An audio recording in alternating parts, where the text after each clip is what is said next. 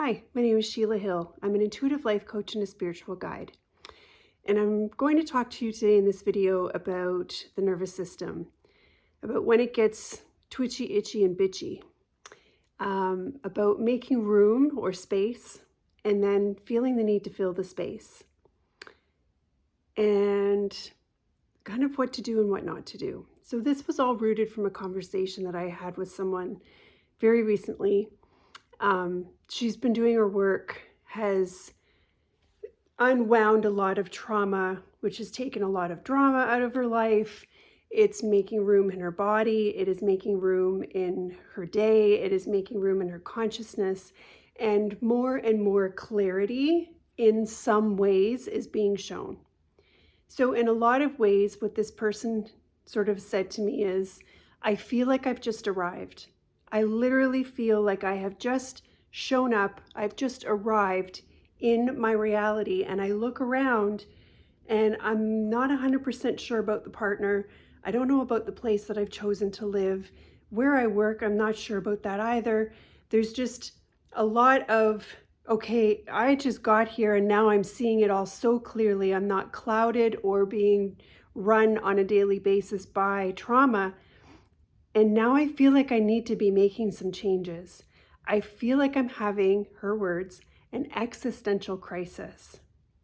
So as I sat with her and unpacked what this existential crisis looked like, what was driving it, and what the do's and don'ts sort of are, is there was no real clarity around making changes that were being offered to her.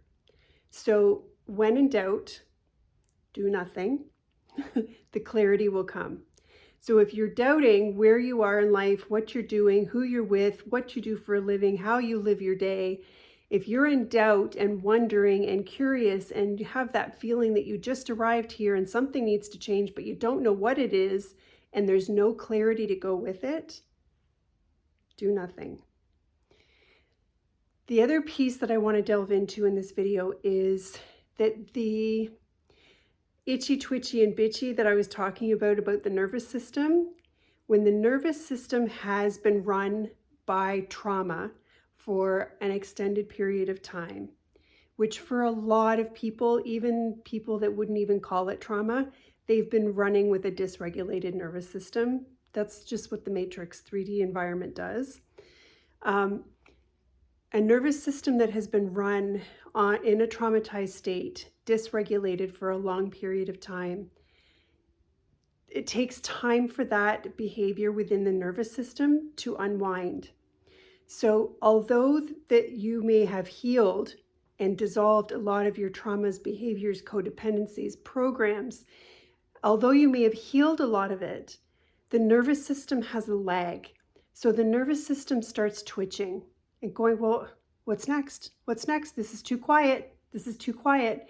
I did a video years ago called Addicted to Drama. And this is sort of what I'm speaking about, but I'm unpacking it as the new version of me, as I understand it better now. The nervous system will still be looking for that stimulation. If you are used to running high trauma, high drama, high cortisol, all the chemicals in your body that have been running in your fight or flight mechanism, and now you've healed a lot of it and made a lot of room in your life, in your day, in your body, in your cellular memory, in your energetics, and the cortisol levels are starting to drop, your adrenals are starting to calm down. I hope that I'm getting all these medical words right, because that's not my field.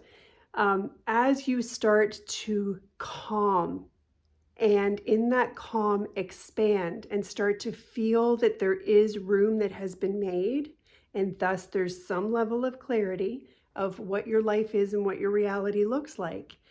Now, in new ways, the nervous system is still running on the what's happening next? Where's the next thing coming? What do I have to be aware of?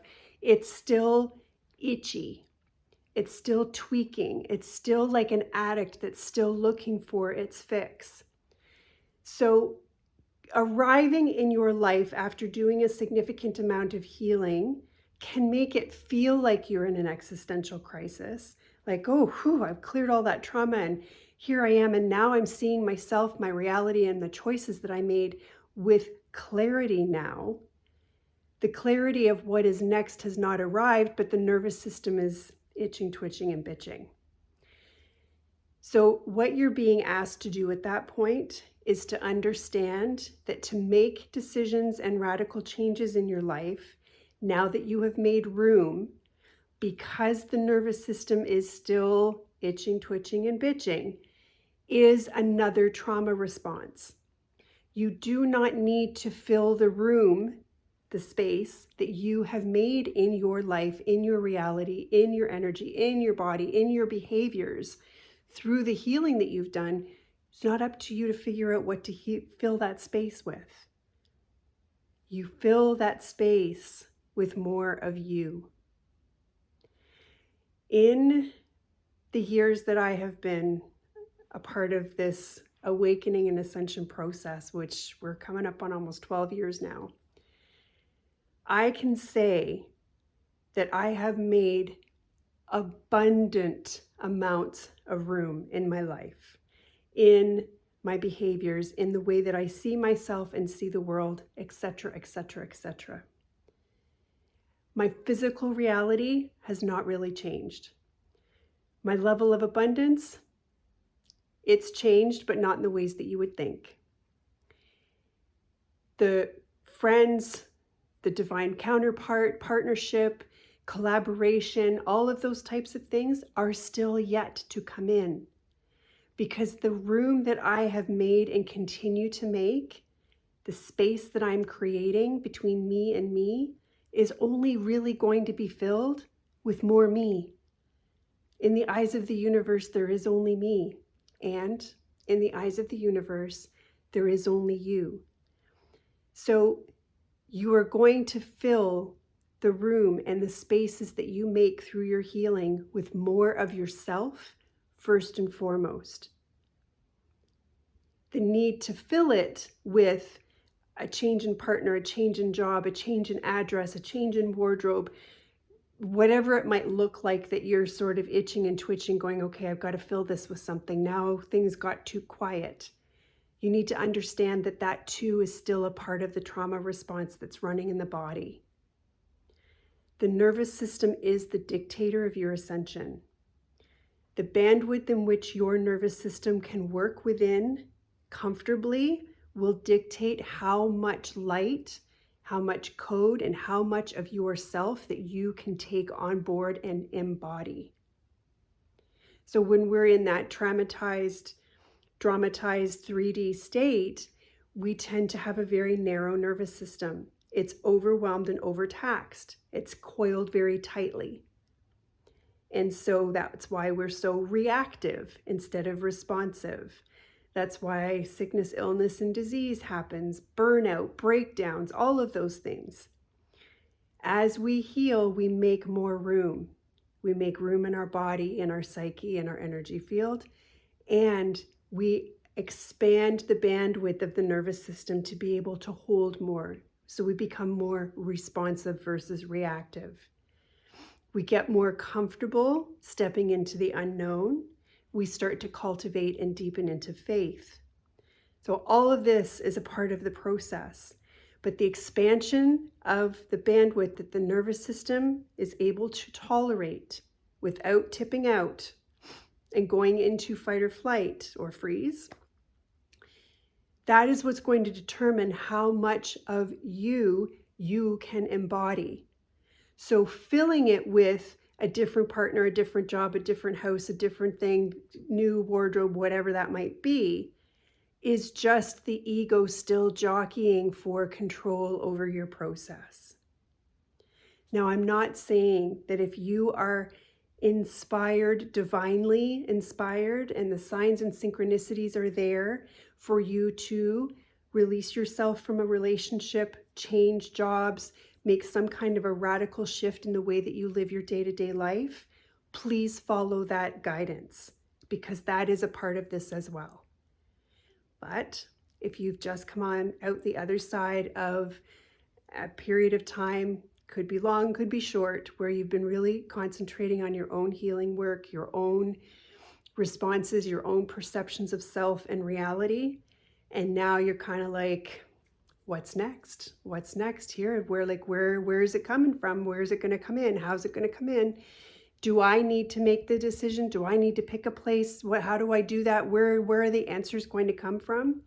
If you find yourself in that state, or being very uncomfortable in the space of nothingness and boredom, know that those two are trauma responses. And they're not traumas that you need to heal. It's that you're retraining your nervous system.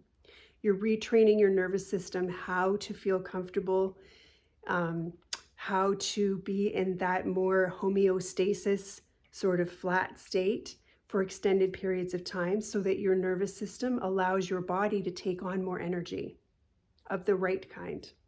The solar flares, the immeasurables, turning on more of your DNA, all of the things that are happening for us on an energetic level, that's all determined by the nervous system. So, existential crises, not sure what the plural is, a normal part of this process. Gone through many of them, and now they're almost daily. Almost daily I wake up and go, I have no idea who I am, why I'm here, whose house I woke up in this morning, and it takes a little bit of time for that to come in. The existential crisis is part of it, because when you heal the drama, the trauma, and the programming, the ego that was attached to those aspects also sheds. The need to fill those the room and the spaces that you have made within yourself and within your field with something else is an indication that your nervous system is itchy, twitchy, and bitchy. And that too is a trauma, but not one you need to heal, just something you have to navigate and self-manage, with allowing yourself to cultivate more faith, to be bored, and to walk in every now moment more and more comfortably in the unknown, and allow more of yourself to embody until you meet the new realities. I hope that this helps you. It's been a big conversation today. Meet me in the comments if you have any questions. Bye for now.